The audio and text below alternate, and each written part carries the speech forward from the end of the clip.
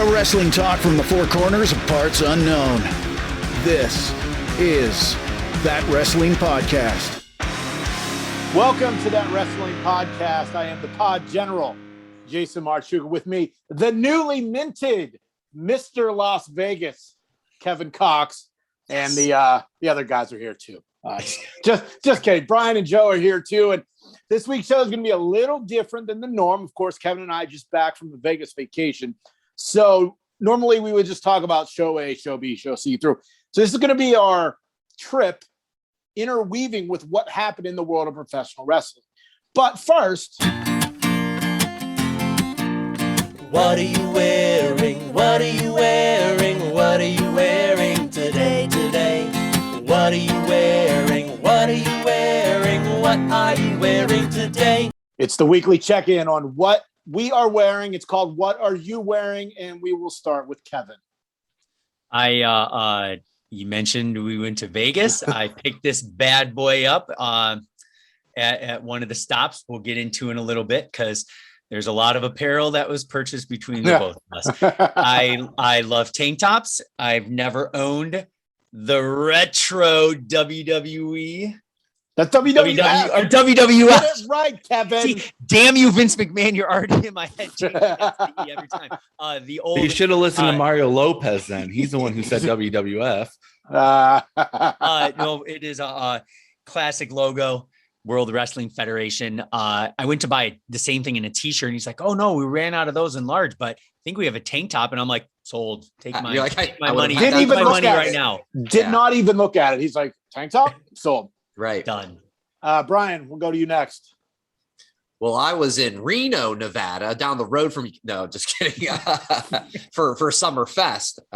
No, this week I saw on Twitter, it was the 1 year anniversary of Brody Lee winning the TNT championship over Cody. And that was a very cool because that was really his coming out party.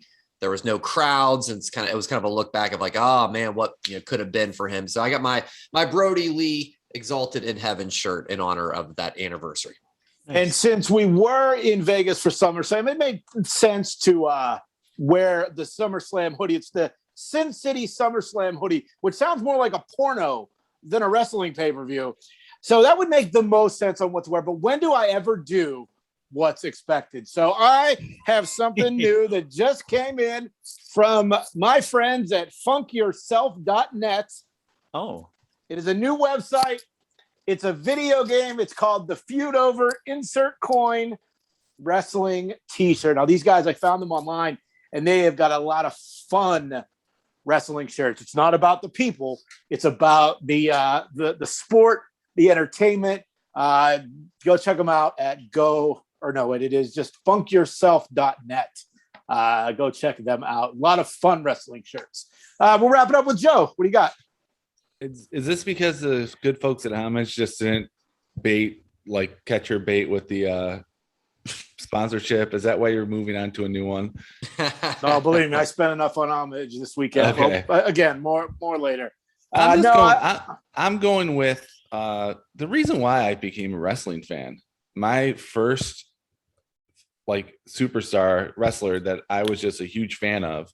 I'm just going with the old school Macho Man Randy Savage WWE Legends shirt. This came out after his Hall of Fame one, where it's just the sunglasses and it just says Macho Man Randy Savage WWE Legend. So I'm going with the legend that got me into wrestling to begin with.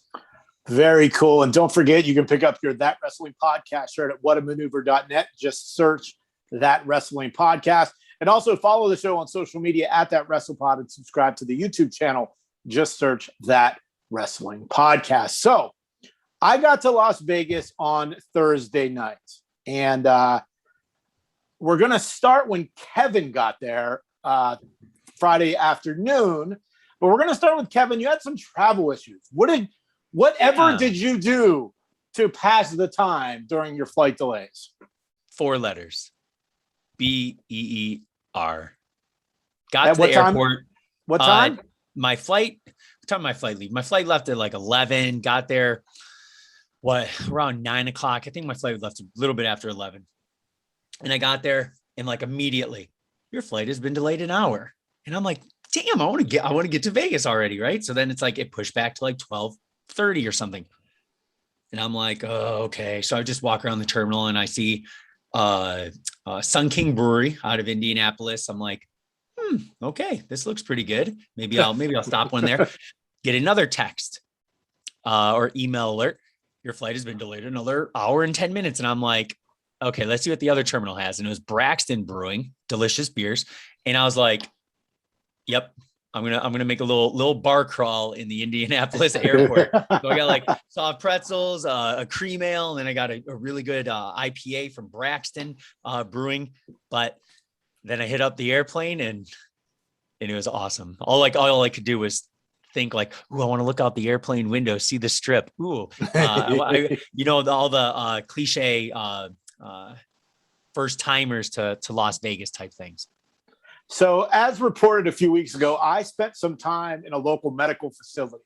Well, the things that put me in that medical facility returned. So I was in rough shape all weekend. I don't know, Kevin, I think I powered through pretty good, with what I was dealing with. I mean, I could barely walk, shivers, cold, at 105-degree temperature. But the first thing we did, I met Kevin over at the MGM Grand, and we went to the Summerslam Superstore. Now, I've been to a couple of these at WrestleManias over the years. And for me, this one felt bigger, but in past years, they had a lot of like superstar merchandise, like your lower level talent still had shirts for sale. This one, it was more about SummerSlam and the people involved with SummerSlam. And of course, the social team, I sent them a picture, the homage display. I don't know if you guys saw this at that WrestlePod. There was probably maybe 12 shirts on that rack. And I only bought one, surprisingly. Maybe that's something to do with not getting that deal. Who knows? Kevin, what do you think of the store? I've never been to a superstore like to that level. I've never been to like a store outside of a pay-per-view, where it's just the booth with, to stuff to buy at the show. So, I'm wearing my backpack because I went right from the airport, met you right at MGM Grand or MGM Conference Center. And I'm like in line. And the guy's like, sir, you can't bring your backpack in. And I'm the big boss man. I'm thinking, because I did not pack a carry-on, did not pack a suitcase. I was the most efficient backpack packer. Quite honestly, it was loaded. So I'm like, damn, what the heck do I do? I'm like looking behind. Oh, can I stash my backpack behind this little counter? But then right down the hall, the lady was checking people in for, if you came and spent like the whole weekend package type shindig, and they were like handing out their gift backpacks with stuff in it. And I was like, can you watch my backpack if I hide it under this chair for like 20 minutes or a half hour? And it was perfect because I was walking towards there, and another really nerdy guy, he asked first, and she was like, yeah, no problem. So I was like, okay. Lo and behold, I put my every single article of clothing that I wasn't wearing in the hands of this lady. I have no idea who the hell she was.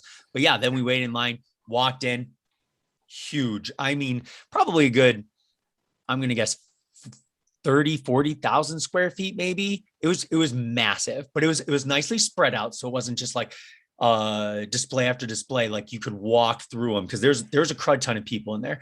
Jay mentioned the homage display. So many of the WWE slams that I didn't even know existed, like a Shawn Michaels Diesel. Never saw the Eddie Rey Mysterio before. What are slams? It's like NBA Jam. Remember how like they'd have the two players like in the profile of the team when you'd play NBA Jam? Oh, the shirt. Okay, the shirt. Yeah, so I wore the Edge. Jam, I wore the Edge and Christian one a couple weeks back. Got it. So instead of NBA Jam, it's WWE Slam, and it's the two with like their stats underneath. And Kevin, the Ray and Eddie one, man, it was purple. It was so sweet. So close on buying it. And then I was like, I saw an email the night before. It was like, homage.com, buy them, like spend 75, get 25 off. And I'm like, okay, I'm already buying a few things. I'm like, I can hold off. But there's so many things like belts for the kids, blankets, keychains, souvenir cups, which I'm really pissed that I did not buy one. We'll get into that later. but I came home with several pieces of apparel from there. It was a great time. So who wants to play the Price is Right game on how much Kevin and I spent? Ooh, All that's right. fun. That's fun. Dun, dun, dun, dun, dun, dun, dun, dun. So this is combined? No. Well, Individual. Okay. Individual. Well, I'll Okay. ask a question that's really easy, and you guys, there's no way you guys will. I know what this question Well, is. what? Oh, go ahead. Sorry. Who spent more money? Okay, they probably knew that was coming. Jason. Okay. I was gonna go Kevin just because he's a little more novelty on everything. Well, don't say Jay? how much. They have to. Yeah. I did spend more. Okay. I did Yes. spend more. Now, how much did I spend? Closest to not going over wins the prize. And since I got it correct, Yeah. Brian, you have to bid first. Got it. Yep. You can bid $1 after I say my number. I'll say $359.99. Joe? Bought a belt. Really? Okay, I'm gonna say 400. The correct answer was $215. We both went Okay. over. Okay. No thoughts. All right. Now, Kevin, what do you guys think Kevin spent? Who got it right? Neither one of us. Closer. We both overbid. All Yeah. right. We so, both lost Joe- prices right. Price but- is right rules. We overbid. But Brian Yeah, would neither have been one a of little us. bit closer. Yes. Okay, so So that Joe- means I have to go first. so So you go Joe first. less first. then. Mhm. I'm gonna say Kevin bid. I'm gonna say what did he bid? This isn't the Oster blender, Joe. Yes. All right. I'm gonna say Kevin spent $150. Ryan? All right. I'll say, Jay, you did what? 215 was Mhm. yours? I'll say 173 With tax, with tax. Yep. I'm gonna be within like $1 or $2. It was like $103. We both overbid again. Joe, yeah. Yeah, fucking loser. We're inflating your spending, guys. Sorry. Okay, Ah. so guess how much I spent on merchandise this weekend? You didn't go. You're not in the game. Nothing, because I didn't order anything. So if you would have bet zero, you both would have been right. You bought new khakis for school. That's what you did. I actually did. I actually And did a go trapper back to keeper. school shopping. And a trapper keeper. But like for Kevin and I both pretty much just bought SummerSlam stuff. You know, we both got the hoodie I had on earlier. Yeah. I bought the I Was There shirt. I bought the sleeveless hoodie. Yeah, I just went with the basic SummerSlam stuff. The one shirt I wanted to get, I'm glad I didn't buy it because the match didn't happen. It was this Bianca Belair, Sasha Banks match T-shirt. They didn't have it. So I'm like, oh, all right. And then the next day, I'm like, oh, glad I didn't buy that. So the Superstore was fun. Obviously, because of COVID, I feel like that's why there was less items. We did see Xavier Woods. He ran in and grabbed a rack of merch. I'm not sure why or how that even happens, but literally walked in. All the sheep crowded towards him, chanting New Day rocks. And me and Kevin were like, fucking losers. We're And like, then, look at this tank top. And Does he have security or no, like Mm-mm. were He people just taking went in and pictures grabbed- with him or? no, he wasn't the meet and greet. The meet Huh. and greets were cool though. They did them on the side of the store. They had a giant Vegas sign, but it said WWE SummerSlam. It looked very cool. And because of social distancing, each person stood on the side of the sign. It would have been cool to do. And the only one for me that would have been worth it was Charlotte. It was early Friday morning.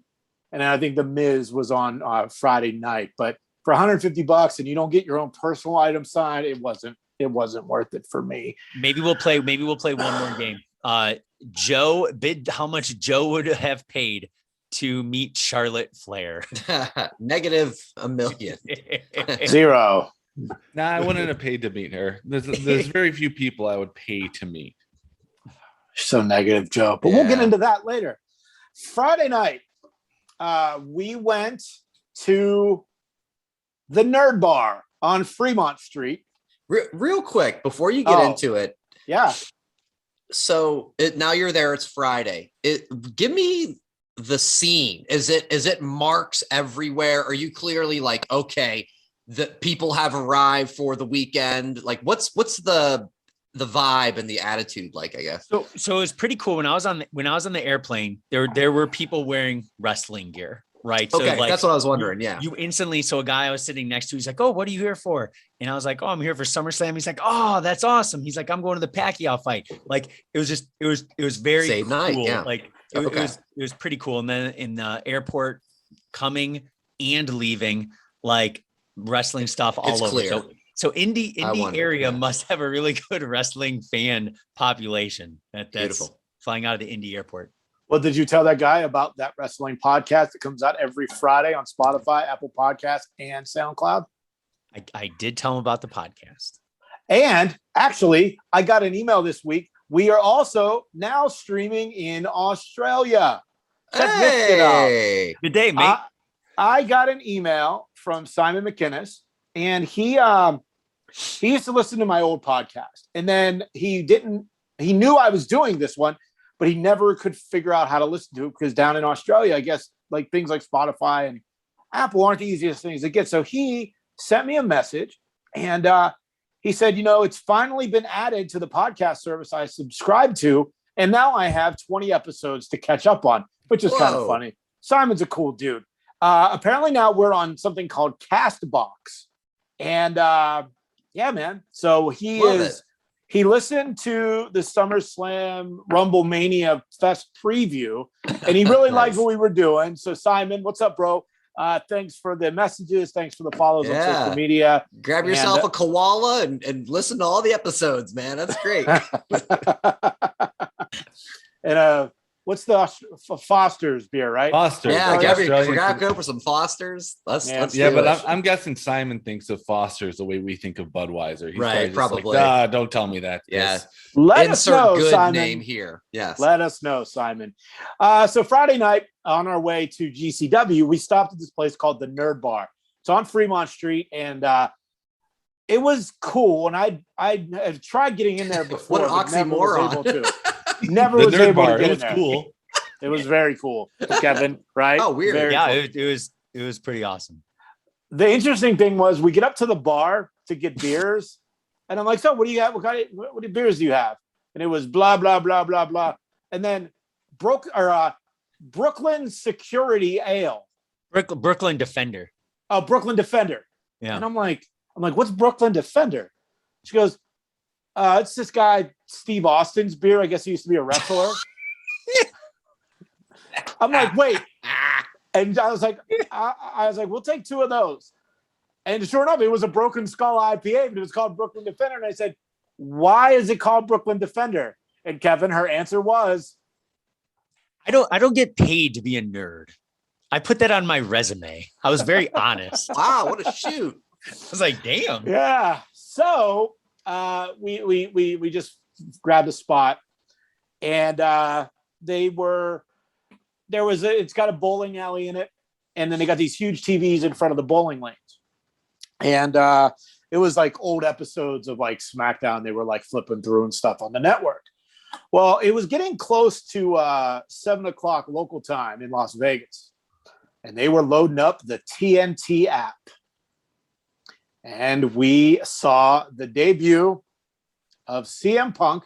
We could barely hear it, but for seeing it, and then they went to those fucking Arby's commercials. I'm like, are you kidding me?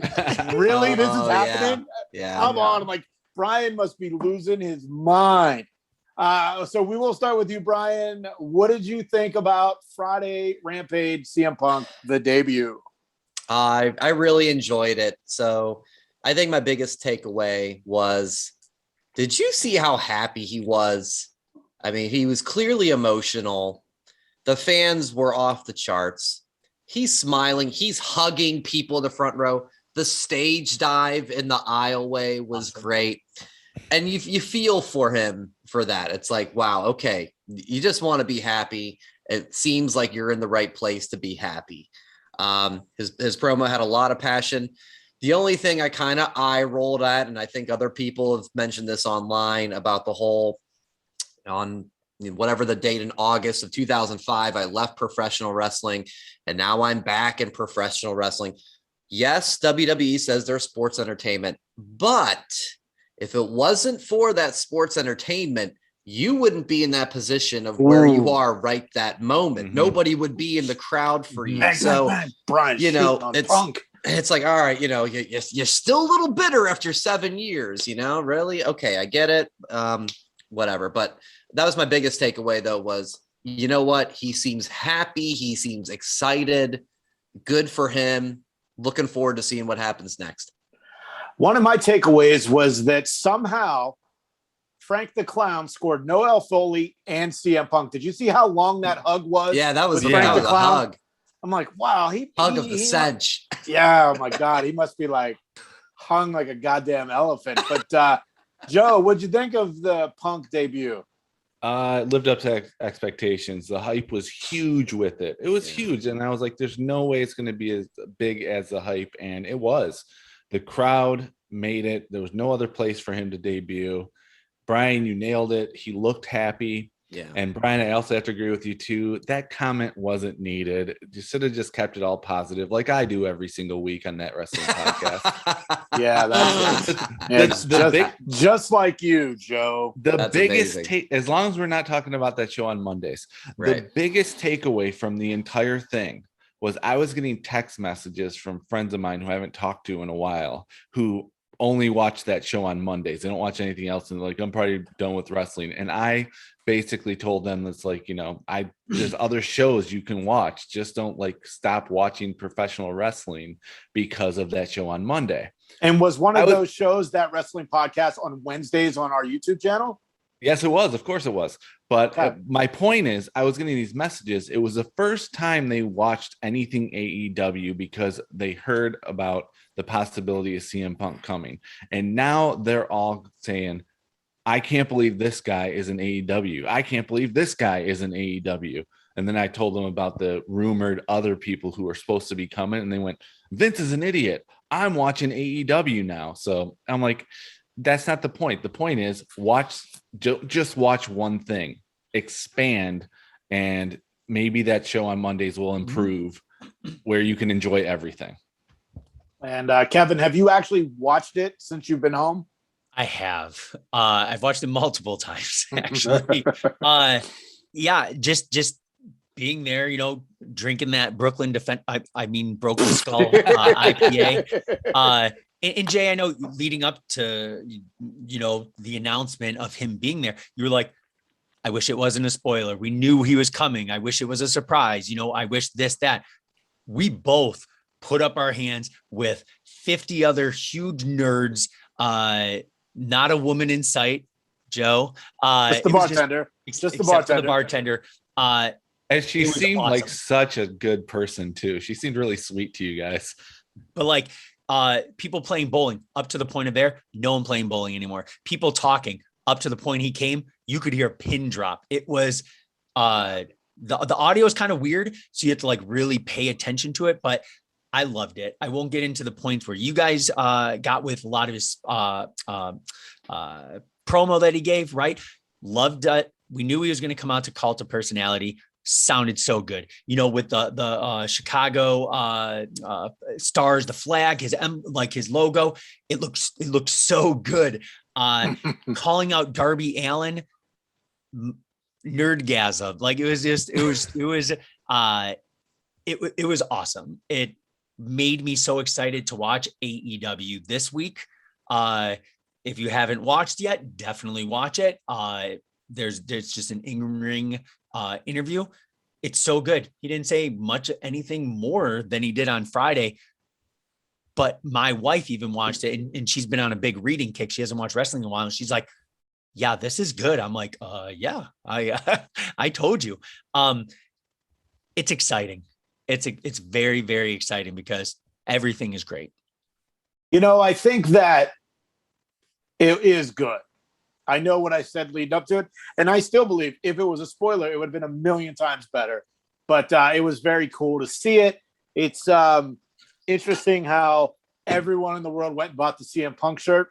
Not me. Crash the site, yeah. I have no intention of buying it. I have some cool ones from back in the day that I got to dig those out. But it's exciting that he's back. So what about one more thing? What about ice cream bars? And he did that. He foot the bill for that. And I don't know if you guys, they did, him and Tony Khan did a media scrum after. I don't know if you guys saw that online. The best part was for me is that hack David Vixen's band couldn't figure out where the mute button was. They had to go to him 3 different times before I didn't hear that. Figured I have it to out. look at that up. Yeah, so it's on YouTube's AEW. It was just Punk and Khan for an hour, just talking about how it all came together. And, apparently the conversations had happened for a couple of years now. And, I think that if the pandemic didn't happen, it may not have happened. But very cool stuff. And one last thing from the Nerd Bar. 2 things. We ran into a dude who happened to be from Pittsburgh. So shout out to the Wrestling Crypt on Instagram, not Crip as in like gang member, Crypt, Wrestling Crypt. He sells wrestling collectibles and stuff like that. And I've already reached out about a few items that I am looking for that I can't find on my own. Hopefully, being a Pittsburgh guy myself, he'll knock a few bucks off. And then the last thing, we're getting ready to leave, and there's this announcement. Tonight at 11 o'clock, Conan will be recording his podcast here. I look at Jay and I'm like, card subject to change. No more GCW. We're gonna stay for the pod. Kevin was just like, Odele. So we then walked down the street and we went to GCW. Now, like I said, I wasn't feeling well. And this venue was small. It was packed. Like we were literally standing against the wall and just profusely sweating because you had to have a mask on. Like they were enforcing it, like unless you had a beer. And Brian and Kevin bought us Coronas, which I don't think I've ever seen Kevin drink a Corona, but I think it was the tallest can for the least amount of money. Corona extra. When in Vegas? Yeah, let's do it. So we'll start with Kevin again about GCW. Now, I've been to indie shows, Kevin. I don't think you've been to a lot of them, but what did you think of the GCW experience? Shout out to Whip Dog, though, Kevin. Right? Yeah, I know. That's what I told Jay when we were walking there. He's like, "Oh, have you ever been to an indie show?" And I was like, "I did go. I think it was in Fowlerville or Mason or something. Yeah. And it was like in a bingo hall." But yeah, Whip Dog. Oi. This one, we were leaning against a wall, probably less than 15 feet from the ring. There's 3 rows of pull-out chairs. It's almost shoulder to shoulder in that place. Everyone was wearing masks, which was actually very surprising. At least when we're looking around. And nobody tried to kill us with pizza cutters, Brian, walking in. Yeah. That's good. Good crowd. It was hot. It was very, very hot, let alone in Vegas. It was, I think that first day it was like 105 degrees or something. But it was very, very hot. Right when you walk in, Ricky Morton's walking around, so you knew it was going to be a good night. But yeah, they started off with that 6-pack challenge, including Hoovy was in that. We got Juicy off the jump. Not a 6-pack challenge. Scramble. 6 ways. Yeah, Hoovy looked great. 5 guys, a couple J-Nos, but it was very, very fast pace right from the start, and it was very, very hot. And then the champion Mark Cardona came out. This motherfucker, I get what he's doing, and I don't care that I'm swearing. Shut the fuck up. I get what he's doing, but it is such fucking trash. Coming out dressed like when Vince McMahon was the ECW champ with the black sweat. I loved it. That shit there. And the thing was, the fans weren't into it. They weren't into being told you fucking suck. You flipped the middle finger. They didn't care about that match until Sam got in the ring. Sam is not a plant. He's not a fan. He's a trained wrestler. But he looked like just a normal dude. He was probably 400 pounds. And nobody cared. Kevin, you can attest to this. Nobody cared until Sam started getting offense in. I'd probably say I was probably one of the only ones who did care. So nobody cared until Sam started getting his offense. Yeah, I would say, yeah. So, he says, owner, right, Brett of GCW. He's like playing on his phone and he's like, I'm going to challenge you. No, not you. I'm going to challenge Sam right next to you. And yeah, Jay's telling right off the bat, he's 450, maybe like 5'10". So he has a big old gut, tucked in shirt and not inside his pants. So he kind of just looks big, like, oh, you're going to feel bad for him. Cardona's just going to whoop him. But then that was probably some of the best selling I've seen him do. Sam got some really good offense off, including diving through the ropes. Yep. When Matt was outside, and it looked good. Tope suicida. For a huge guy, I didn't really like it. A lot of people at the beginning were chanting mass transit. I didn't really like that. I didn't catch that one. I must have went to the bathroom for that one because I didn't catch it. But it was very cool. It was very cool. And then he got in, got out. We went outside for a little bit, and Jay's like, "Oh, there goes Cardona," and I was like, "Missed opportunity to meet my broski." But I get it. I know what he's doing, and I guess it's working because the trolling on me, I'm just like, motherfucker, like, fuck you. And then Ricky Morton was there, and then we also saw Jimmy. Oh my god, I'm blanking. Dark Sheik, who's a SoCal wrestler, and Jimmy somebody. Lloyd? Jimmy Lloyd, yes. Yeah. So they had a match. And it basically turned into them stapling dollar bills on each other. Yeah. They were going around the crowd, and the crowd was giving them dollar bills. Wow. To staple on their head. They stapled on Sheik's ass. I think they went for Jimmy's taint. Like, it was fucking hilarious. Yeah, it was. And then in GCW, they use doors because they're cheaper than chairs or than tables. So they got a table, they got a door in the ring, and Jimmy's face is down on it, and they were stapling his hair to the door. And then that's how Sheik, got the win. But it was a fun one. And at that point, it was getting so ridiculously hot. I was just at the point where I had to go outside.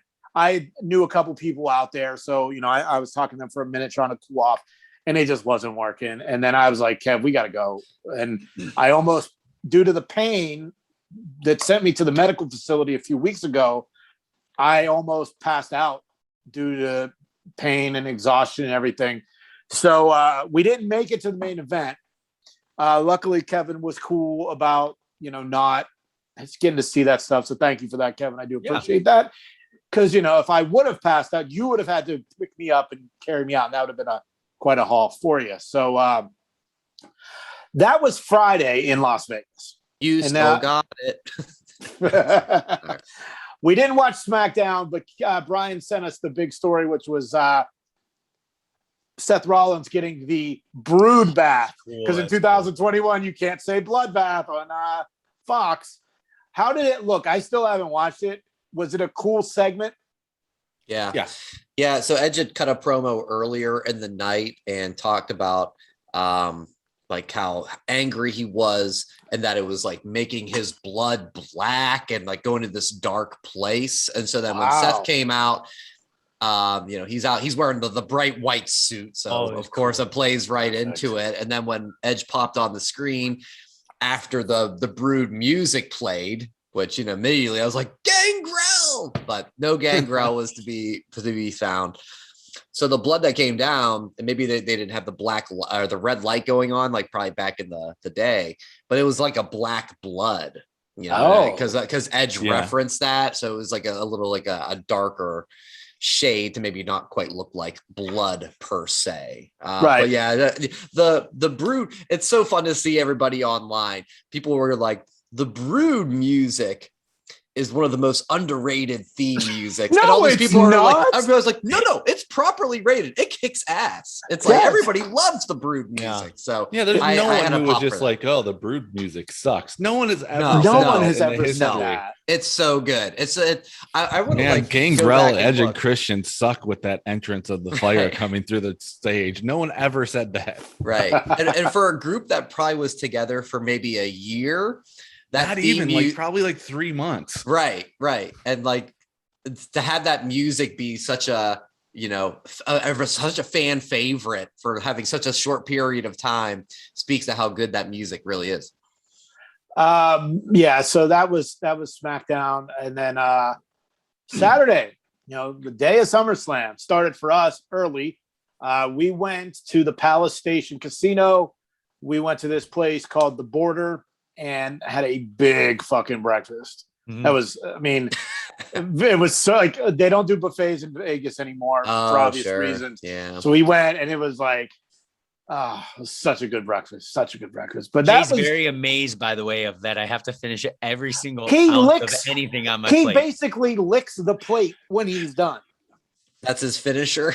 Every That's time, my finisher, every meal, it's get that last piece of bread and wipe everything up, and then he says at home he will lick the plate, in front of his wife. I got no shame. Of us. All right, well, thanks for the warning for All Out next week. So the reason we went to Palace Station, Brian and I are big fans of Peter Rosenberg. You know him on the pre-show. I know him from Hot 97, and also he does a podcast called Cheap Heat. When they go to the big events, they do these things called cheap heat and greets. And this one was my first one.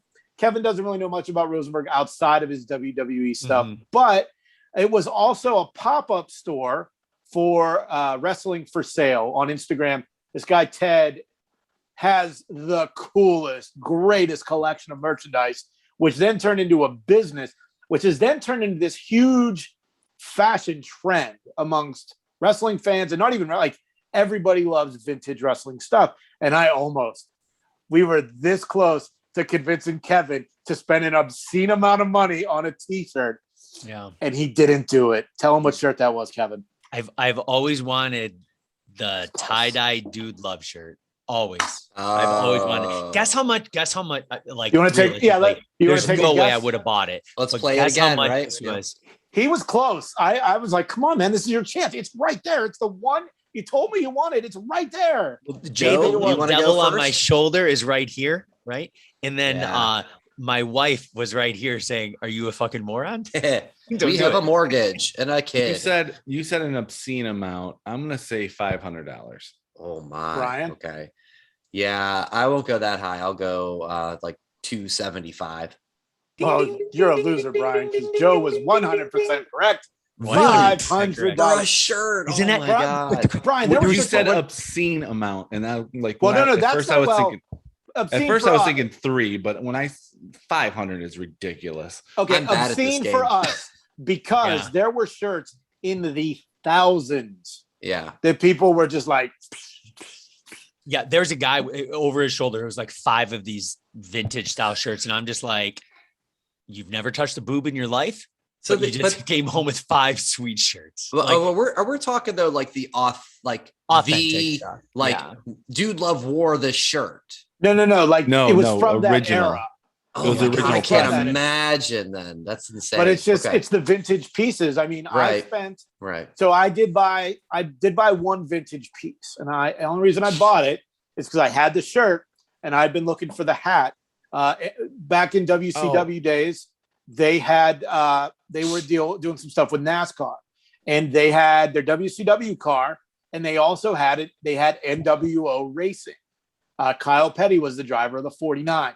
I have a vintage NWO Racing shirt. I have a bootleg NWO Racing shirt, and I bought the official NWO Racing hat that was brand new, never worn, and I paid $60 for it because I'll never find it anywhere else. And then we bought some other stuff, which I don't know if we want to talk about. Well, I mean, I posted mine already. So Kevin, if you don't want to tell yours, I did. Tell it. Okay. Do you guys know what Jay got? I bought the all over Jeff Jarrett shirt, Double J. It's in the. Okay. No, you know message. What? You sent a text of it. No, I posted it on Instagram, but I did not post it on. Or no, I did post it on Twitter. I think Brian replied with "They're all great guys."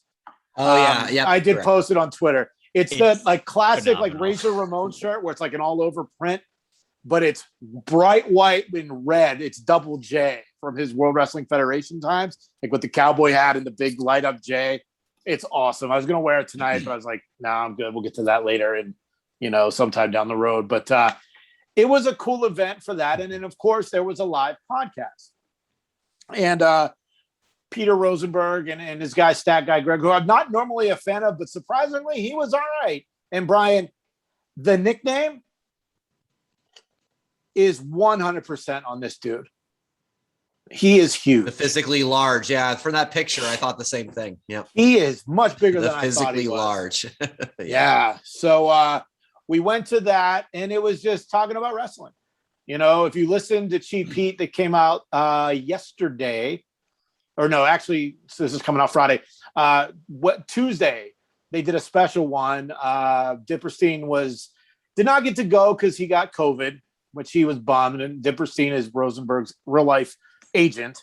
So they talked to him and then they aired the audio from Saturday morning, which they were talking about who are great guys and people were just throwing out random names. And I said, Mark Henry. No, well, someone said Mark Henry, but I said R-Truth. He did say that. And I think R-Truth seems like a cool guy, but I didn't really, Rosenberg was like, yeah, he's a great guy, even though he broke into my hotel room and stole my 24/7 championship, which was funny. So he got a kick out of that. I did catch that. And then they did pictures and stuff afterwards. And then that was kind of the end of that. And then Saturday afternoon, we just I think we walked through a casino and then we got ready to go to SummerSlam, which, was cool. Or no, Kevin, I think you started earning your Mr. Las Vegas status Saturday afternoon, right? You went out for a walk, didn't you? I did. I think you were going to take a rest. And then, because Michelle, she went to some spa. She got her hair. She had her hair. And you're like, he's like, Jay was like, would it be weird if I took a nap? I'm like, nope, I'm going to go just walk. I just want to, take it in because Friday went so fast. I was like, I'm just going to go walk. And before I left, a coworker of mine, who by the way, I have told multiple times to listen to the podcast. If we have multiple Fort Waynes, that is why. He was like, stop at CVS, stop at Walgreens. If you don't go into a casino and get a drink or, gamble a little bit. Oh, that's why you went there. Okay. You didn't tell that. Oh yeah. He's like, you can always buy roadies. So I was like, yep, that sounds great. So I went to one of them, got like a 24-ounce local beer from California I never heard of, and I just walked around. People watched, of course, took some photos, and basically just drank on the streets of Vegas for like an hour and a half. It was awesome. So we get back, everyone showers, get ready to go. We go to get a taxi to the stadium, and the guy's like, no, I'm not taking you to the stadium. Yeah. I was like, why? Is that normal? And then the next guy told us why. Because unless you have a parking pass, you cannot drive to the stadium. You have to get dropped off at the Mandalay Bay on this side of the 12-lane highway and walk across this bridge that they have to shut down all the streets to walk to the stadium. Well, it was 105 degrees on concrete in the middle of August. Probably half a mile walk. Probably, yeah, somewhere around there. It was just like, what the fuck is this? And then, so I'm guessing every time there's a concert or a Raiders game or whatever, no Ubers, no taxis, no parking unless you have a parking pass. And apparently some of the stories we were told, they were going to build a tram and then they were going to build a designated walkway, and the city said no, that can't happen. And then COVID, it was like, yikes. I'm like, this is how we're fucking starting, really. Yeah. So my wife was pissed because she had gotten her hair done, and it was windy. she was not happy. And all I'm doing is grinning because I'm like walking. I've been drinking some beers all day. I was like, let's go. But there's a couple golf carts that drove by and they stared. All they were doing was staring at the people. And Jay's like, fuck you fuckers. Because somebody actually waved. And I'm Like, like, go fuck waved. yourself. Wow. And then they had like water of to give heels. out, but like in little cups, you know, at the big, huge dispensers. But at the Dixie end, cups. not like Oh. partially the way through. It was hot. It was very hot. And then we'll fast forward to the end of the night when 50,000 motherfuckers were walking out at the same time. Oh, fuck. So that's not No one one- part of the night. No wonder I thought I had fucking COVID this weekend. Anyway, I did. But I gotta between both walks, there was something in between. Oh yeah, this thing called Thanks. SummerSlam. Yes. Yeah. Don't forget. So the seats were really cool. 5 rows off the floor.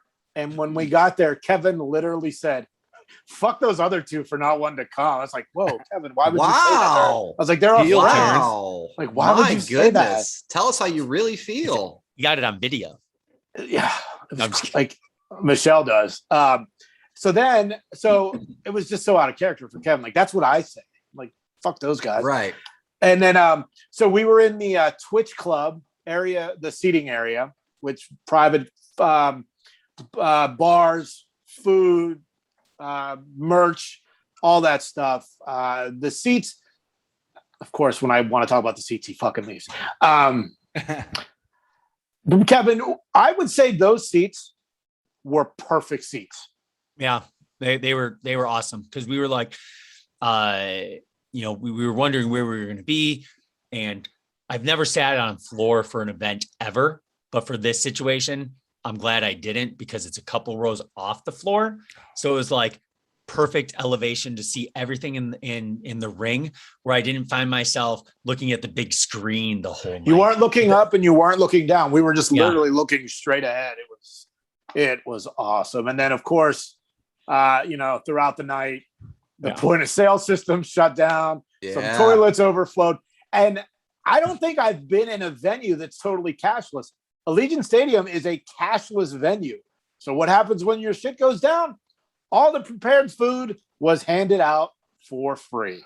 Ah.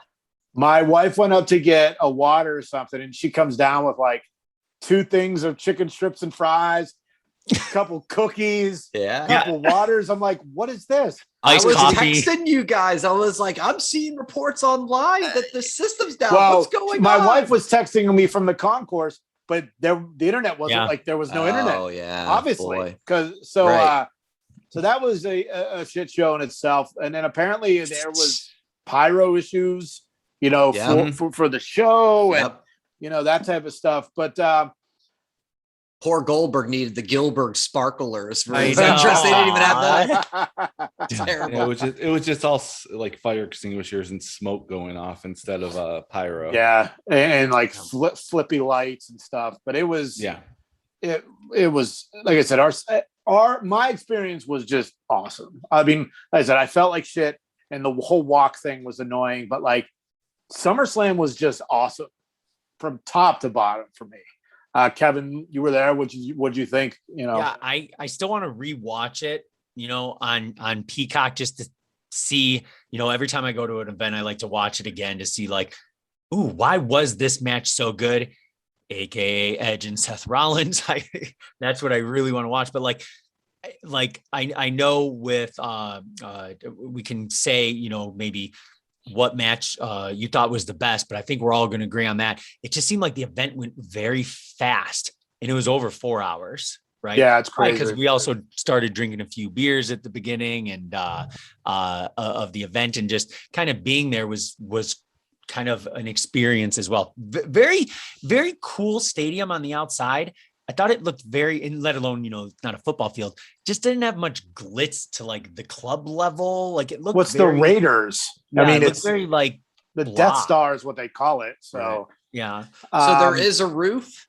Did we figure that out? Yes. Yeah, it was just like not a clear roof, but you could obviously see the clouds in the sun. Almost like a through it. Canopy. Almost. Okay, Like, sure. It looked, Yeah, it that'd be looked good. very thin, but It's a good way to describe it. Brian, what did you think of the show? We'll get into individual matches here in a bit. What did you think of the show? How did it look on TV? That type of stuff. Yeah, it looked great on TV. I enjoyed it. Full transparency. I was a lone single dad with my 2 girls. So a lot of the early matches, I was very much in and out. And then by the time I was able to really get into it, the beers were kicking in. So I've done some rewatching myself. But I mean, the moments of Becky returning and Brock returning and Edge and Seth, like, I mean, I was, totally on board with. So I felt the things that I hoped would deliver with the main matches, I felt that I had gotten what I needed out of it. Joe, I'd ask you the same thing, but your Twitter speaks louder than you, and it looks like the show sucked for you. Everything That's you true. put on almost Three everything matches. you put on Twitter was 3 bad. matches. It was only it was after Becky's return all the way up to Edge versus Seth Rollins. Those 3 matches was just such a downfall of the show just for those 3. Before that, it was running smooth. After that, amazing. Just those 3 matches really, I was angry for the fact that it was getting worse because I was enjoying it so much prior to that. Well, I mean, we can get into some of the matches. Of course, the biggest event of the night, Eva Marie and Alexa Bliss. 5 stars in every country. It was awesome. Leading to Doudrop, leaving Eva. You're losing so much credibility right now. You know that. Awesome. And it's funny. What did I say, Kevin, I was going to do as soon as we started the show about the matches? What I just did. What he doesn't want to talk. No, you're gonna make them larger than some actually were. He meant to say 5 stars out of the entire universe, by the way, out of 100 billion. The WWE universe. Yeah, I enjoyed it. I thought it was a fun match, fun story. But of course, what I'm talking about is Bianca Belair and Becky Lynch. Now, Sasha Banks was not there, which means I was smart for not buying that T-shirt I wanted to buy 24 hours prior. Immediately says, glad I didn't spend that $30. Although I wonder if you would have, would that have been a rare, weird collectible down the road? The match that didn't happen. I've got the random shirt from that. Maybe there's some novelty in that. Summerslam You know what I mean? 93. Remember when Rasheed Wallace got traded to the Hawks and he played one game for them and then he got traded to the Pistons and there's if you got a Rasheed Wallace Hawks jersey, maybe there's something there, Jay. Maybe you missed out, I think. Well, I'm looking at WWE Shop right now on the SummerSlam page, and the only shirt shirts that are there are Reign, Cena, Goldberg, Lashley. And I will pull up Sasha's name and see if it's there. But if not, maybe I did miss out on something. That seems to support my thinking, though, of this rare, this didn't happen after all. So, I'm going to go into the future. I'm going into the future. August 2041. That shirt will be $500 on the rack. From Wrestling for Sale with Ted or whatever his name is. It's not on Sasha's page. All right. Something to monitor. Fuck. Something to monitor. Fuck. All right. Anyway, focus on the match. Yep. So of course, Sasha can't be there. Replacement's name, it's Carmella. Becky's music comes out. Full disclosure, I was looking at my phone for an email. I missed the entire match. All I know is I hear. So did Brian and I. Yeah, so did I. I'm the only one who watched it. Yep. I went to go get a refill of the beer, and my wife went. My wife, I just hear it. I hear the crack, and my wife went, "It's over." I'm like, "Shut up! No, it's not." Yeah. And I came out there, and so I sent Brian a text message, and he went, "I had to get my daughter a blanket. She was cold, so I missed it. I missed it. Totally missed it." Well, the problem is people were losing their shit. I didn't like it. People are losing their shit. Why bury Bianca Belair? Well, the reports are Becky's going to become a super heel. And if Becky is a super heel, gets the rookie over even more, that's the point of this whole thing. Becky's back. And it'll lead to a 3 or 4 month program. And then we'll go from there. Joe, what'd you think of the match that none of us saw except for Kevin? Yeah, Kevin's the only one who watched it. Well, it wasn't a match, so I'm not going to discuss that. But during the pre-show, the kickoff show, I don't think anyone noticed this. Booker T pretty much gave it away during his comments. He said Bianca is being too friendly. And when you're the champ, you can't trust anyone, even if they come out and try to be your friend. That resonated with me because what did Becky do? She tried to shake her hand, and that's what happened. So Booker T pretty much foreshadowed this moment. So when it happened, I wasn't as angry because of what Booker T said. I'm like, maybe he was trying to plant the seeds and we just didn't pick up on it yet. Kind of like a Sixth Sense ending where it's like, yeah, the color red is everywhere. So yeah, that's what I looked at it as. Brian, you have a thought? I did not think we'd be elaborating Booker T's pre-show comments on that. The match is clucky, quack, quack. Yeah, right. That's usually my biggest takeaways from good old Book. Okay, yeah. I missed the match. I went, wow, really? But seeing those reports that you mentioned, Jay, about the heel turn, when I rewatched it the other day and saw the hey, put her there punch, I went, aha, okay. No one can be like, yay, Becky, that was great. So is it the best idea to make her that? I'm not sure, but that was a good first step if that in fact is the plan. The story is that she wanted to become a heel when she returned. Now, I have an idea for booking, and if what I want to say is going to happen, this could be the greatest storyline in the history of our great sport. So you have Becky, super heel champion. You have Charlotte, super heel champion on Raw. You have Sasha, super heel, badass. Bayley will return. She's been a heel. They finally get together and be a team and just fucking run roughshod over the WWE. Not with the stupid 4 horsewomen name, because that's bullshit. They can have my name, the Minx, MNX. That's what I want every female faction. That's what I want it to be called. But like, this would work.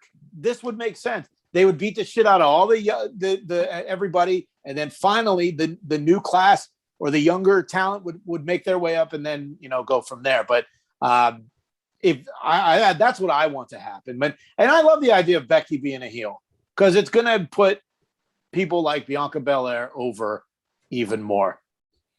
New Women's Order would be a good idea. Like that idea. Yep. I don't know. So the next one, Cena and Roman. I think it was a perfect match. I loved everything. Great main event. Great main event. Yeah. Perfect main event style, big match. Yep. John Cena's that was two taunts were so shitty. I just fucking loved it. I thought it was great. Kevin being there. Big fight feel? It did. Nothing against Goldberg Lashley. Didn't deserve to be towards the top. Edge Rollins stole the show, but it wasn't to the level of, what I would consider if you were looking at a fight poster, like the main event. Edge Rollins would be the main event at like Payback. Or just not SummerSlam. The thing is, he could be main event on one of the nights of WrestleMania. But for this, when it was announced Cena was coming back, it kind of gave that huge main event feel. In Roman for the last year since he won the title, it's been Roman's world and everyone's just living in it. But it was fun rooting Cena live for the very first time and rooting Roman as well. Like I'm very, sometimes I just love just watching the match where I'm like rooting every move, don't care who wins. I'm just loving it versus no, I want, I don't know why I was just thinking I want Bobby Lashley to win. I don't want Goldberg to win. Oh, I want Edge to win and not Seth. But for this match, I was just like loving every second of it. The ending, it went back and forth, seeing all the little kids, like a couple rows in front of us. There was like a guy had to be cracked out of his mind with I don't know if it's his little brother or son or something, but biggest Roman fan, and then 2 kids down was the biggest Cena fan. So just seeing both of those kids, like probably 6 or 7 years old, feeling that emotion during that fight, it was cool. Everyone in that arena was in Cena's and Roman's palm of their hands because they controlled that entire venue. Joe, how did it play on TV? Played exactly the way you described it. It had that big fight feel. Hearing you guys didn't get to hear Roman hilariously talk trash at the entire beginning of the match. Oh, okay. When he was whooping on Cena, he was talking so much trash to Cena. You have to go back and rewatch it because he's just going like, "Why are you even here? Why are you here? This is what I told you were gonna do, missionary. What are you doing?" Like stuff like that. He was talking trash, and it just made it like so much better. And then Cena was just taking it. He was getting like destroyed, but he kept coming back.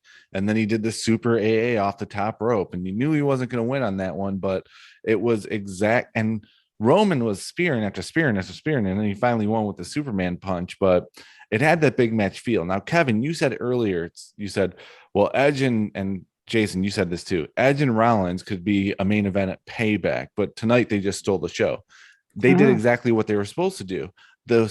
The match that steals the show should not be the main event. It should be the one that you don't expect it to. Okay. So they were in my mentality, Undertaker, Shawn Michaels WrestleMania 25 match, where it's like it could be good, and it stole that show. It stole the show, but it wasn't the main event because the main event lived up to expectations. So it didn't steal anything. We knew it would be good, and they delivered. And there's one thing when Cena came out. You know, Punk came out on Friday and Cena came out with new merch, and it looked very familiar.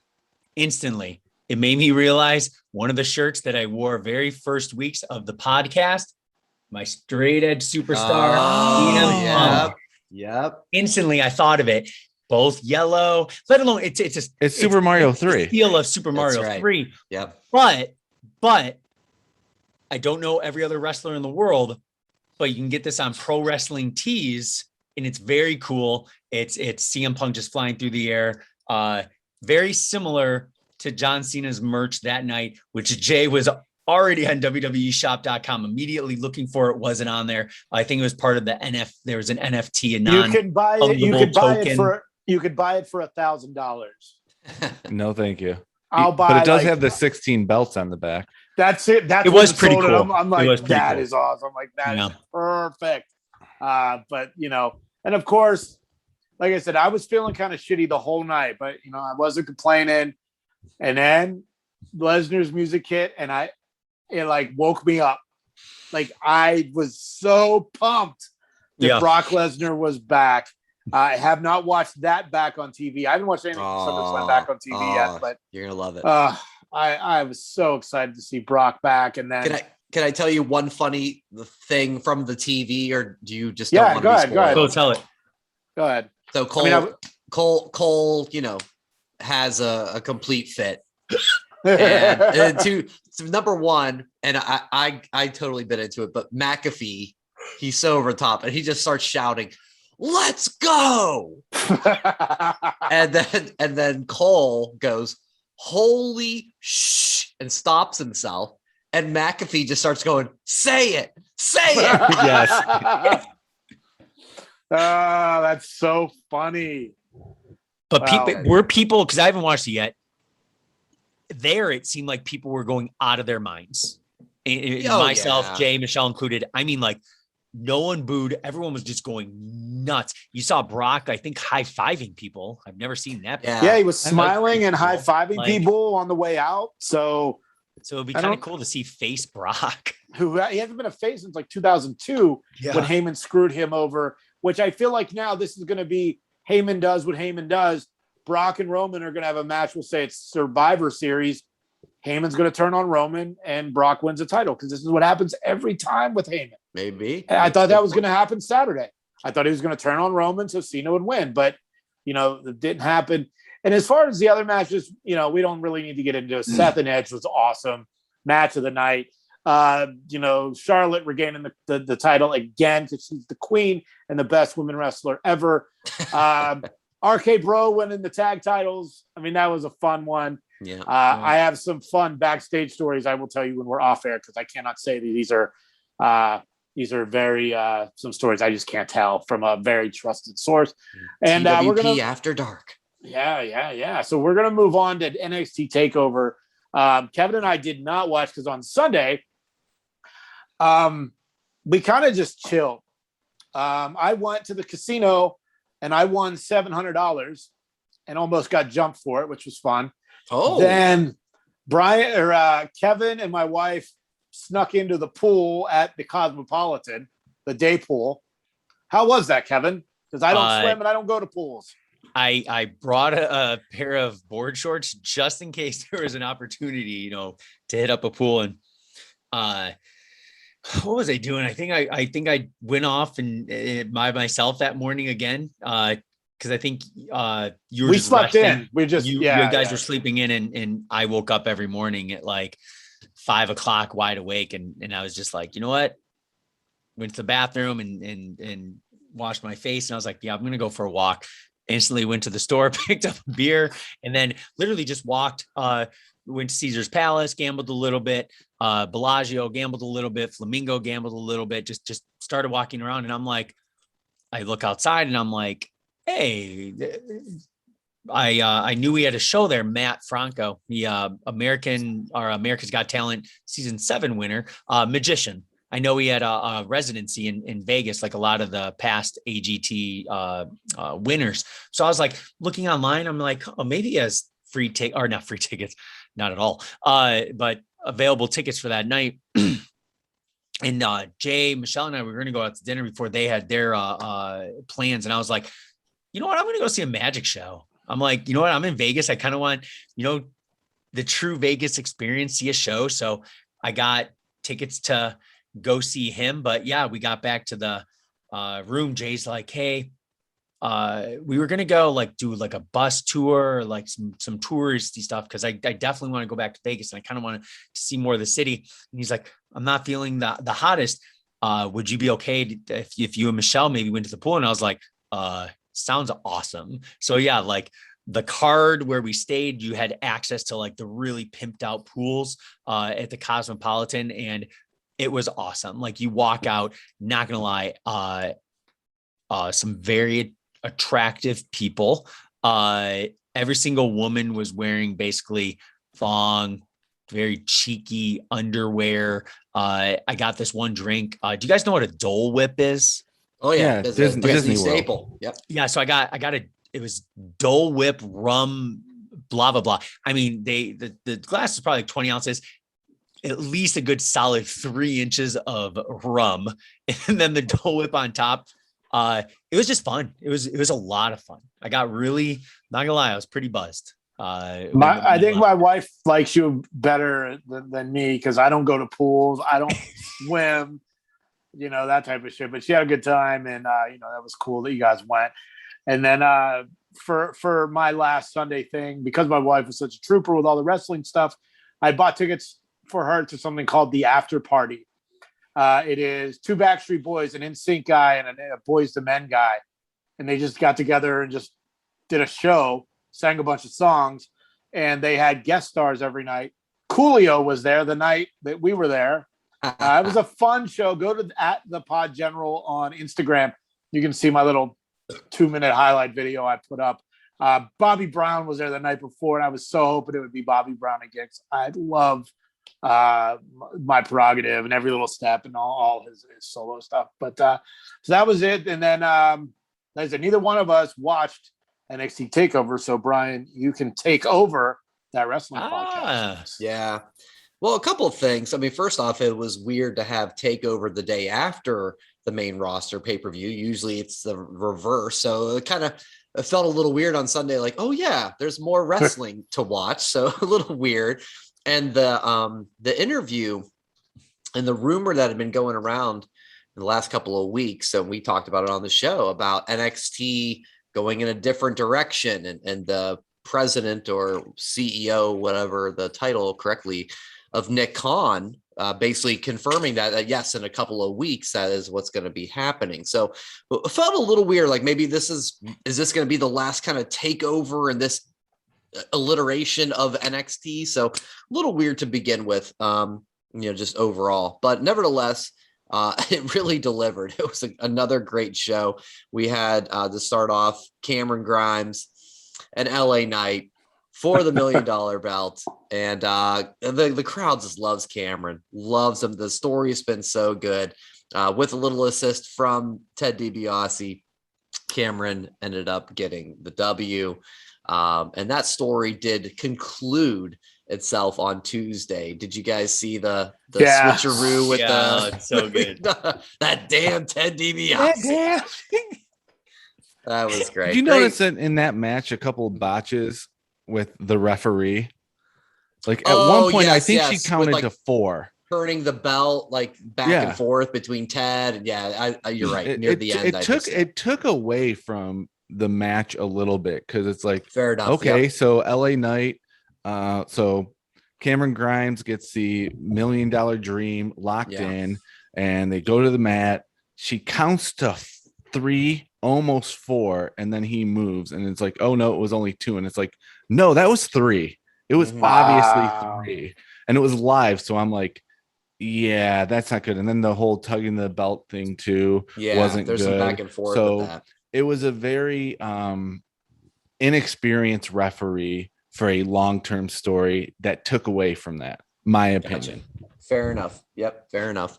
Then we had Raquel and Dakota. I honestly didn't see this match. I was putting my girls to bed. I heard it was good, but I got nothing. Joe, anything? Yeah, it was back and forth. Dakota Kai had a good showing. Yeah. Can't wait for her and Asuka to tear up the women's tag team division. The Asuka t-shirt. It's gonna happen. It's gotta happen. But she did what she was supposed to do. She made it credible. They both were whooping each other, and then 1, 2, 3. We knew who was gonna win. We all said who was gonna win. But it was a decent match. I think it was the best women's match of the entire weekend. Okay. All right. We'll go back and check that out. Leading into then the NXT UK Championship, the rematch of Walter versus Dragunov. What a snooze fest.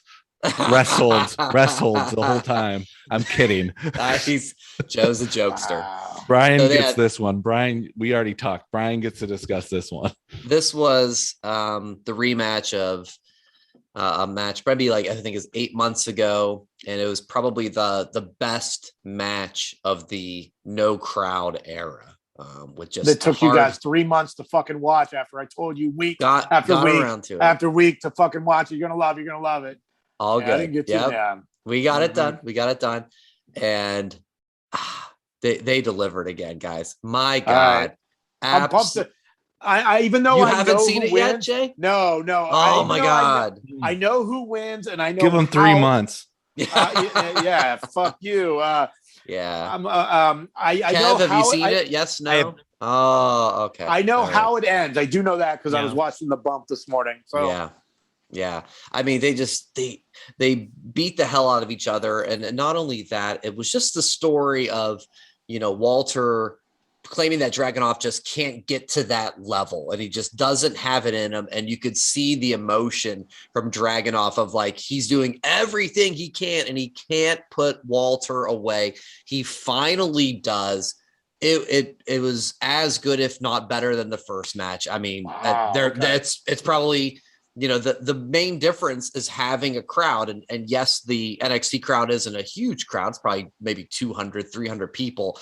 But there were so many moments of Walter chops that I'd rewind to watch the people in the crowd go, like that. Because you didn't get that the first time around because it was empty. So to see the crowd react, and I mean, the crowd was amazing. They were on their feet, just saluting the guys with Fight Forever and all those chants.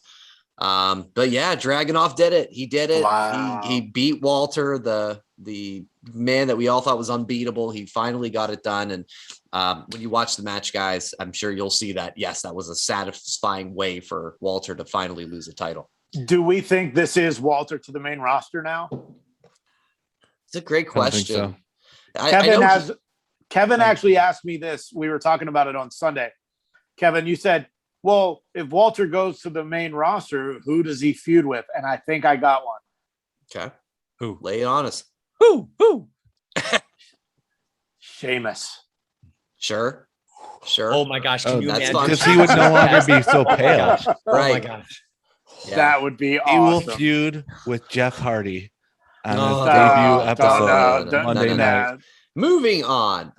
So then that followed, or following that was the end of the undisputed era finale. The undisputed finale. Thank you, Joe. We have Kyle O'Reilly. Sorry, Kyle O'Reilly, Adam Cole, and Joe has some thoughts on this one. I think they had the total. It was so bad that they had to follow Walter. It wasn't fair. It wasn't fair because they had a good match that nobody was into. Like people were online just saying this is boring. But they followed Walter. I mean, nobody could do that. And they had a good Adam Cole, Kyle O'Reilly match. The first fall was really quick. It was like 3.5 minutes. The most devastating move in all of wrestling, the roll up. And schoolboy. Yes. And then you had the what was it? The street fight, which was exactly what it was supposed to be. And then finally the cage match, which had a brilliant ending. It had a brilliant ending. And if you haven't seen it, skip a few minutes. Adam Cole handcuffs Kyle O'Reilly to the rope and talks trash. But then O'Reilly grabs him and gets him in a submission where Adam Cole has to tap. Whenever you see anyone in a cage match get handcuffed, they lose. They finally did it where the handcuffed guy won. So I got to say that it was a very good match, but I had to watch it again the next day because I was still on a Walter hangover. I really was. Right. It was, and I was shocked at the result of the Walter match too. I didn't think that Dragunov would win. Do you think it would have been better if Cross and Joe would have followed Walter, or anybody was just fucked? Anyone was, because the next match was pretty much a foregone conclusion anyway. But I think I understand the dilemma they were in. You can't have them main event because they're not as known here. However, they were screwed no matter what. You could have had Lesnar come out afterwards and gave everyone an F5 and people still would have been like, I can't believe that last match. And then what about I guess Cross and Joe were the main? Mm-hmm.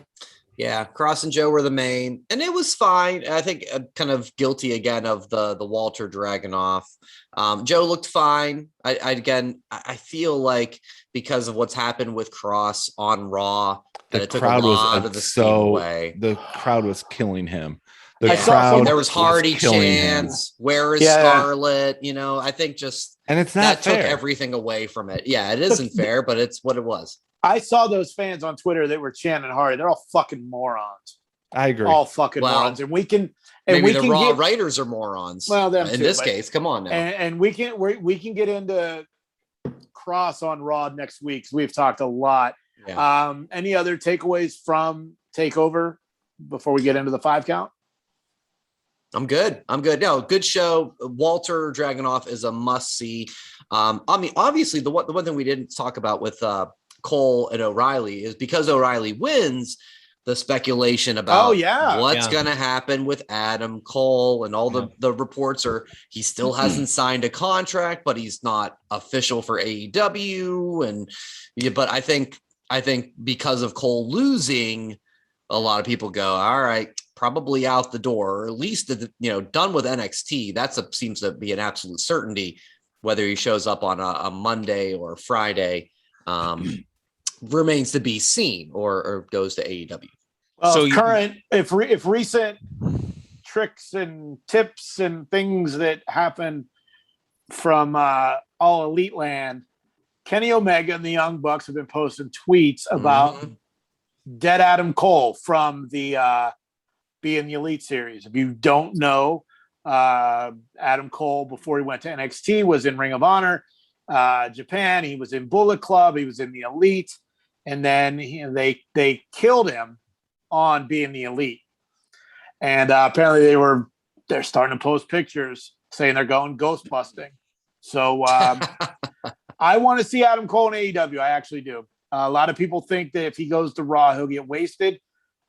I do feel if he goes to Raw, he could become the next AJ Styles.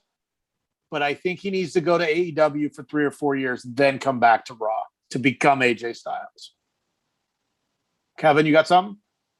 That comment got me a little buzzed thinking about it, just like I was when we took some shots that night when they were watching NXT.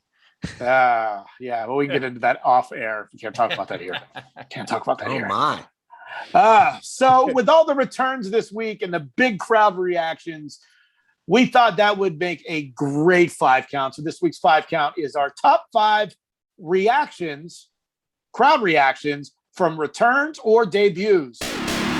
That Wrestling Podcast presents the 5 count.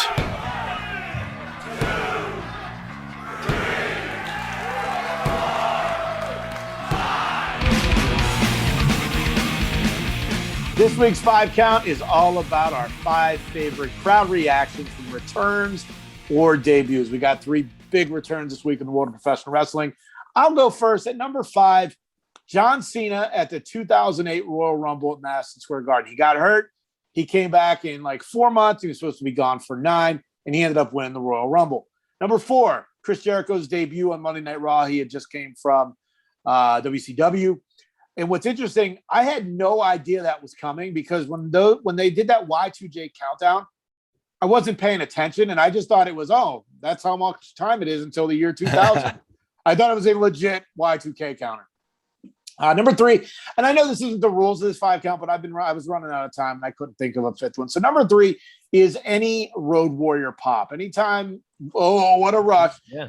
Whatever that was, that's my number 3 because I couldn't come up with one. Number 2, when Triple H returned from the quad injury to announce that he was back from the Rumble, which he eventually did win. And number 1, it's because I was there on Saturday. Brock Lesnar's return was my favorite thing ever. Wow. To be there live Wow. was just, I was literally like half out of it most of the night. And then the dun, dun, dun, dun, dun, and I was like, it just jumped out of my skin. It was awesome. Brian, go ahead with your 5 count. Hey, shout out to Ryan Satin for his live reaction while he was recording for Fox too, where he was like, live. What do you mean live? Not live. You're not thinking? I thought it was. Nevertheless. Anyway, go ahead. I figured that was just kind of how you were, but he was doing it in a professional capacity. So my top 5. My number 5, I love this one. And there was 1 or 2 other ones I, in theory, would put over it. But I just love this one so much at the time. X-Pac debuting or coming back to Raw the day after Mania 14 on Monday Night Raws, March 30th, 1998. Shawn Michaels is done. Triple H says he's building a DX army. And what do you do when you build an army? You look for your friends, you look to your blood, and you look to the click. And he points, and here comes X-Pac, who, of course, was 6-Pac at WCW and NWO. And he comes out and he throws this great promo, just throwing Bischoff under the bus and throwing Hogan under the bus and saying that Hall and Nash would be with them if they weren't under contract. I loved it. At the time, that was just like the coolest thing ever. That's my number 5. My number 4 is The Rock coming back to Monday Night Raw, being the guest host of WrestleMania 27. The Rock had been gone for 7 years. And the guest host rumor mill was like, it's Justin Bieber, it's Kim Kardashian, whatever. It was The Rock. And I remember I was not watching Raw because it was Valentine's Day. It was February 14th, 2011.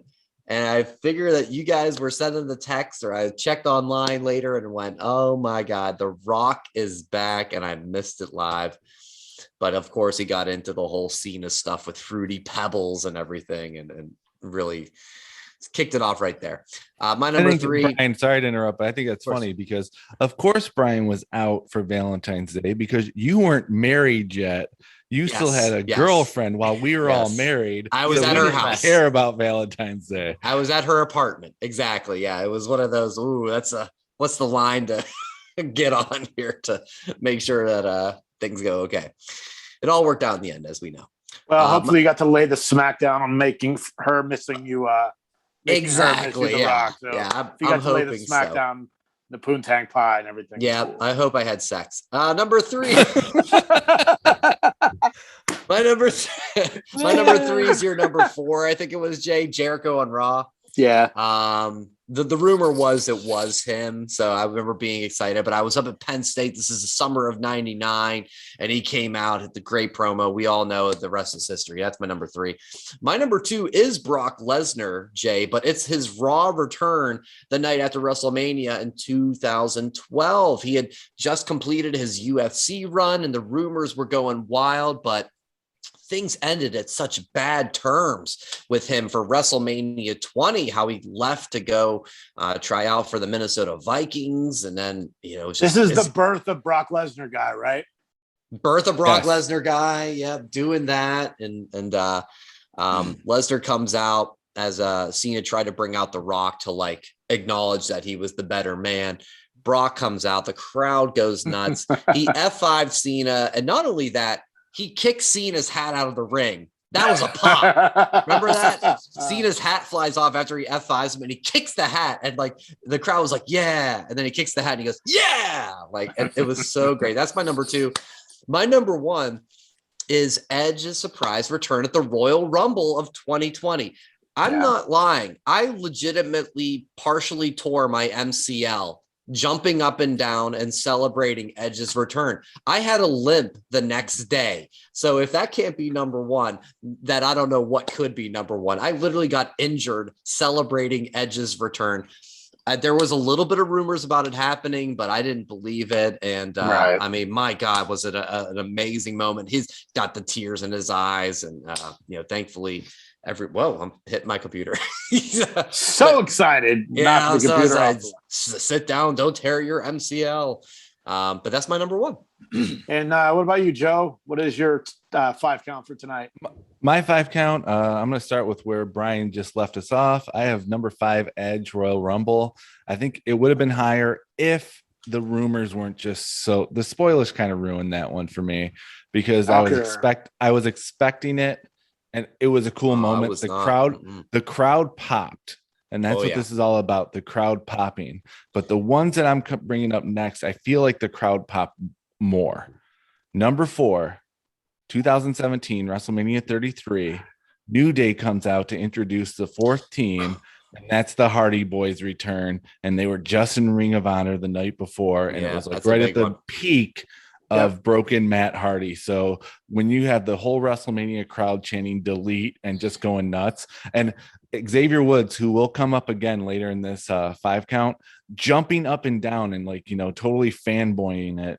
That one was awesome. Number 3, from the 40-man Royal Rumble. It's not that they popped for the person, they popped for the character. Diesel's return. When you heard that, and he put the glove on and everything, it's like, it's Diesel. It's not Kevin Nash. It's Diesel. Big Diesel's Daddy Cool. Back.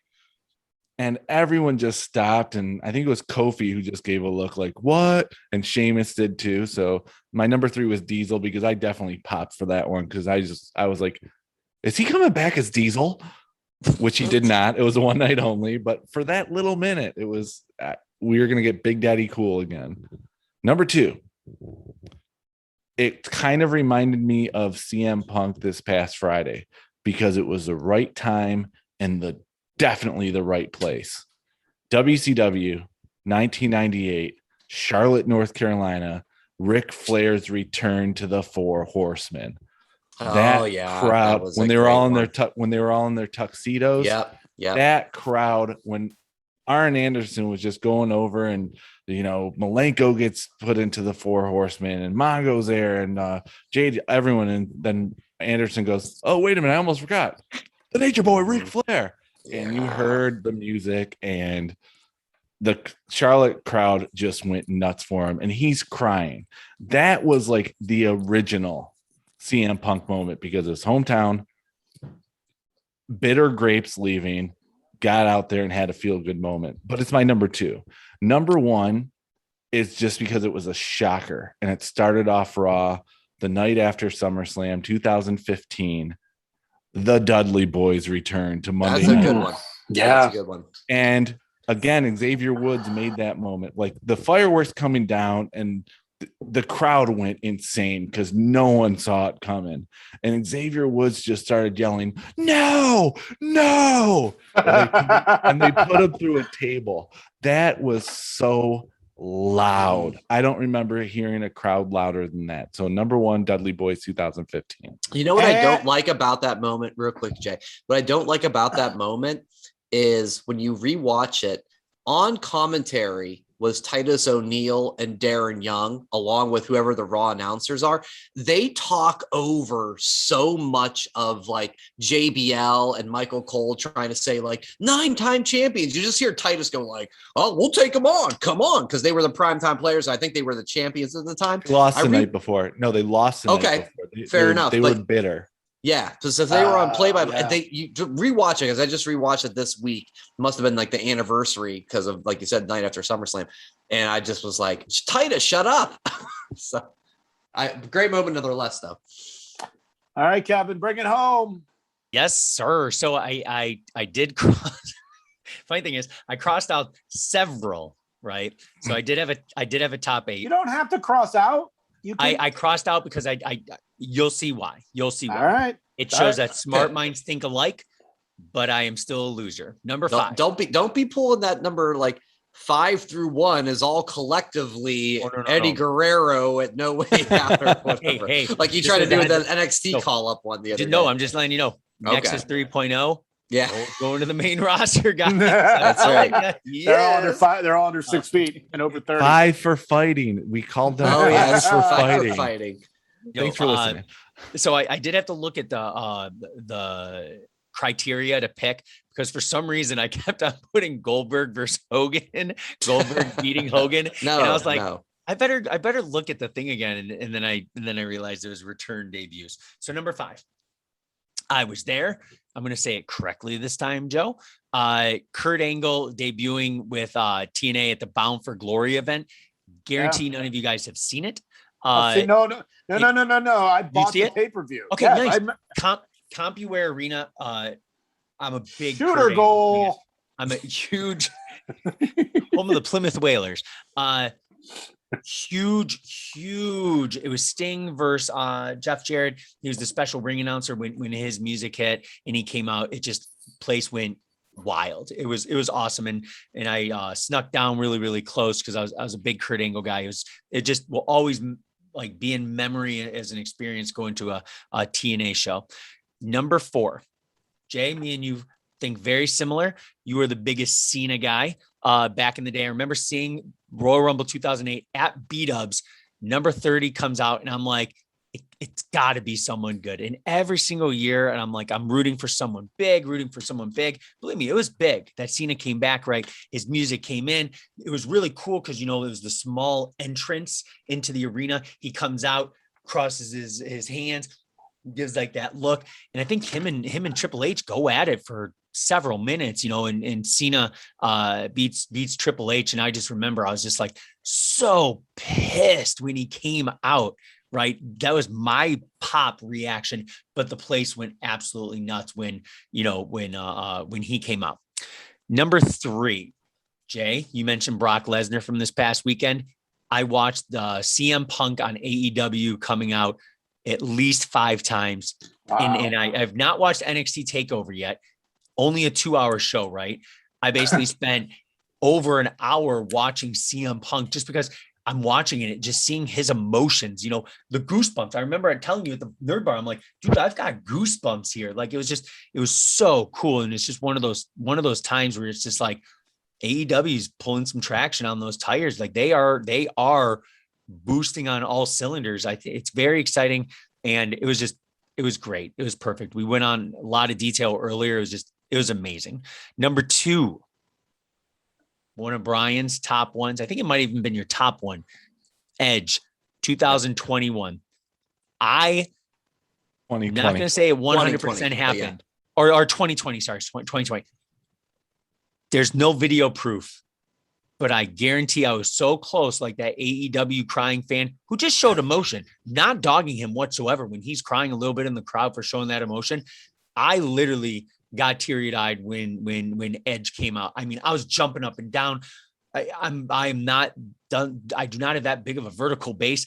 I mean, I feel like I was jumping to the moon, just seeing, my guy to the music moon. hit. Like it was amazing. And just seeing him compete now regularly, every now and then, every couple of months, it's a treat. So that one is number 2. And the only reason number 1's where it's at is because me and 3 of my friends, we were all at my friend Frank Leszewski's house, summer of 99, saw the countdown, Y2J comes out. And it was just that summer before I went to Michigan State, starting my freshman year of college. So that summer, literally all we did was drink beer every single night. And I remember we were just pool partying with all of our friends and some random ladies. Well, their girlfriends. I didn't have a girfriend. I was a nerd. Was fucking Alan there?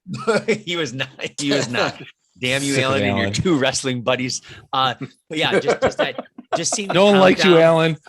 Just seeing the countdown and him coming in with the unbuttoned sequined shirt. It was just always will be embedded. Like, I didn't even have to think too hard on the list. I'm just like thinking in my mind, I'm like, when did I love something, or when did I absolutely hate something, but other people loved it for my 5? Fucking Alan.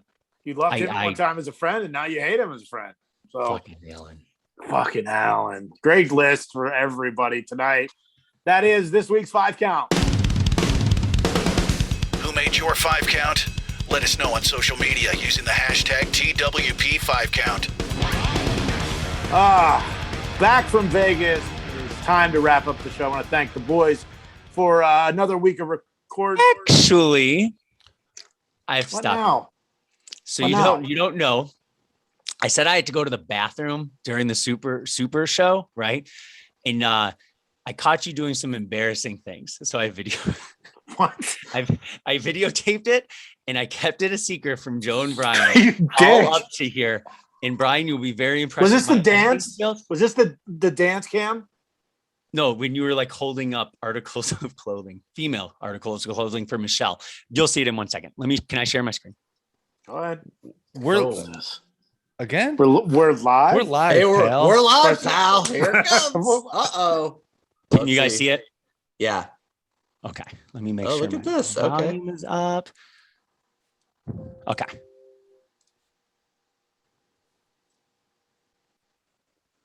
Brian, you are a confirmed repug individual. Not even individual. You're a repug individual for skipping this event. Bad guy, bad friend, bad supporter of the podcast. Dare I say, and this is worse than all of it, not a great guy. Oh, no. How dare you? Wow, look at this logo. Brian, you are a confirmed repug individual. Not even individual. You're a repug individual for skipping this event. Bad guy, bad friend, bad supporter of the podcast. Dare I say, and this is worse than all of it, not a great guy. This hits me differently because that's a guy that I support and really enjoy. Here's a guy that I would love the admiration from, knocking me down a peg. I'm feeling a certain kind of way about this. I'm not happy. Are your Brian, feelings going and going? They are going and they are gone. They're going and going. God damn it. God damn it. Brian, Cheers to that. Well done. There's no way you guys are going to get Charlotte to talk trash to me. So I'm You forget who I know. Anyway. So lead up to this, though, we were sitting outside waiting for our Uber, literally pulling his carry-on suitcase, walking out with Rosenberg. There was a guy with him. And then his friend left. And Jay's like, Great guy. little Yeah. candy Great guy, dangling yeah. in front of him. And Jay's like, My wife's like, don't do it. Leave him alone. I'm like, Yeah. I got to do it. And then Kevin's like, I'm going to do it. I'm like, no, I'll do it. So I went up to him and I said, hey, man, I have a podcast, just like everybody else does. And one of my guys decided not to come to Vegas. He's a fan of yours. Would you? And I was like, he had Zack Ryder call me a fucking mark. Yeah. Would you mind doing a quick little thing, call him a pug, whatever, for not coming out? Yeah. He's like, yeah. And Wow. 10 to 12 seconds of gold right there. Now, was this before or after the heat and greet? After everyone was gone, we were waiting for our Uber, and he just came out to get his card. So I was like, okay. Because normally I think I even said this to Kevin. I was like, I probably should have waited and been the last person to get pictures, and then said, hey, to do it then. Yeah. But I got in early to get out because I wasn't feeling well, and Michelle, the whole deal. So yeah. Oh, son of a bitch. All right, it's 1-1. Good job, brother. Cheers. That sucks, but cheers. Well done. I am a great guy. And if you don't know what we're talking about, go listen to Cheap Heat after you get done listening to this. But lucky for you, this podcast is over. Thanks to Dangerous Darren for the voiceovers. We are wasting the music, the boys for being here, and you for listening. This is That Wrestling Podcast. Thanks for listening. Follow That WrestlePod on Instagram, Twitter, Facebook, and YouTube. 1, 2, 3, that's it!